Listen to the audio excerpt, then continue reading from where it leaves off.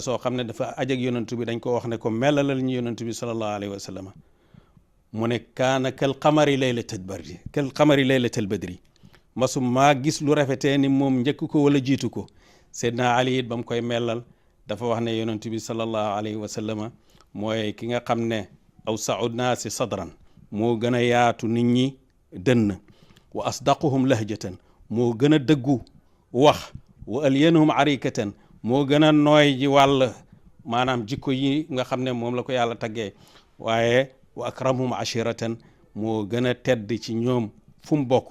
mu ne yaqulu naituhu lam ara mislahu qablahu wala baadahu mu ne ki ko doon melal dafay wax ne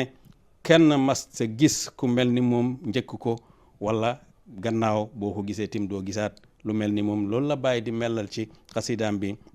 taraa hilaalun am jamaalun fa ubhatu matalaha wajhul haashimi